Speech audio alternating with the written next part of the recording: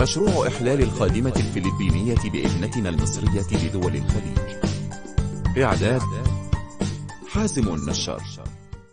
المقهورة المصرية، نعم إنها الخادمة، إنها الفقيرة، تلك المرأة التي لم تنال حظا من التعليم نظرا لضيق اليد، أو إنها من أصحاب العقول البسيطة، أو أنها كانت تلعب في الصغر فدفعت الثمن باهظا في الكبر. تقول الإحصائيات على محرك البحث جوجل أن في مصر 270 ألف مطلقة، و12 مليون امرأة معيلة، وما يقارب 27% من النساء تحت خط الفقر. منظمات خيرية وغيرها حقوقية ومجلس قومي للمرأة ودور رعاية ومراكز تأهيل في ال50 سنة الأخيرة قدمت جميعها أضغاث أحلام وصرف بضعة جنيهات لا تثمن ولا تغني من جوع إعانات شهرية تقدمها وزارة التضامن الاجتماعي لم تقدم حلا جذريا لهن، بل استفحلت الظاهرة وانتشر تناول المواد المخدرة بداية من الحشيش والتمول والترامادول وجرعات الهيروين بين الفتيات، وامتلأت مستشفيات وعيادات الطب للنفسي بهؤلاء البؤساء، ولم تنجح كل المحاولات في تقديم حلول ناجعة، وتناثرت في شوارع المحافظات أشباح فتيات متسولات وبائعات هوي لتوفير ثمن الجرعة المخدرة، ووصل بهن الأمر للسرقة والنصب وسط تشكيل عصابي، وذهب أخرايت للم الزبالة من الشوارع لتوفير متطلبات الحياة لها ولأبنائها وأيضا زوجها في كثير من الأحيان، بملابس تنطق بالغبن الواقع عليها. تتساءل بأي ذنب ذبحت وهي ما زالت في المهد صبية؟ قضية يراها كثيرين عصيه عالي الحل.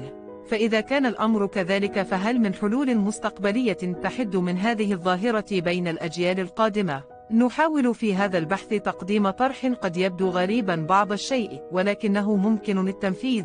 في البدء دعونا نتفق أن هؤلاء الفتيات ضحايا وضع اجتماعي غير سوي مثلنا للطلاق وانهيار الأسرة، أو قلة حظهم من التعليم أو الفقر أو اضطرابات في التفكير.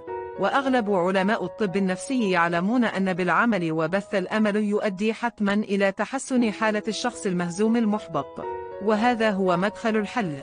ولا يمكن بدء عمل ناجح بدون تدريب وتأهيل. حسنا، هذا جيد جدا. المفاجئة في هذا البحث أننا اخترنا البنوك تقوم بهذا الدور. كيف؟ ولماذا البنوك تحديدا؟ لعدة أسباب. أولها أن البنوك بها عاملات للنظافة والبوفيه. سنعمم هذه التجربة على جميع البنوك ونضيف أمن الفتيات بدلا من أمن الرجال، إذ لدينا 3 عناصر على الأقل في كل فرع، وتكون تابعة مباشرة للبنك وليس لشركة توظيف.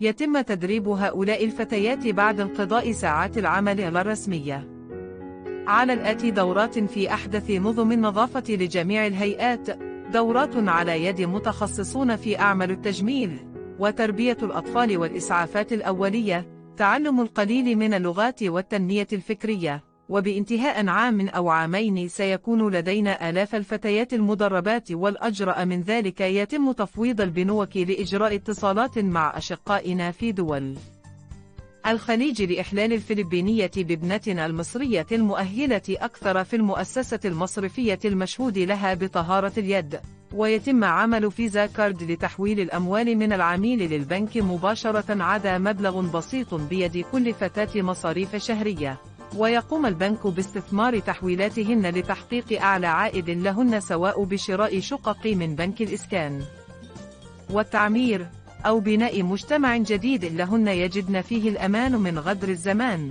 وعاما وراء عام سيصبح هذا الأمر مألوفا لدى الأسر نظرا للثقة المتبادلة بين البنوك والأسرة المصرية، بل بعد بضعة أعوام ستتسابق الأسر لنيل هذا الأمان لابنتها.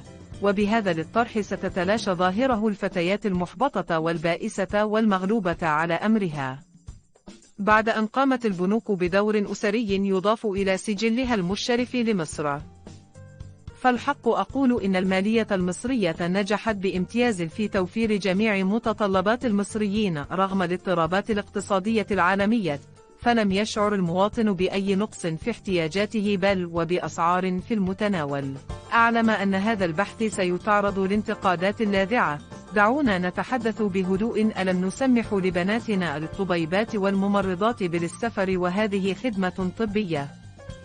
وفعلنا نفس الشيء للمهندسة والمدرسة وهذه خدمة تعليمية. إذا لماذا نحجر على فتاة الدبلوم وما دون ذلك؟ ألم يعلمنا القرآن أن هاجر زوجة خليل الرحمن كانت مصرية؟ ألم يتزوج رسولنا الكريم من ماريا؟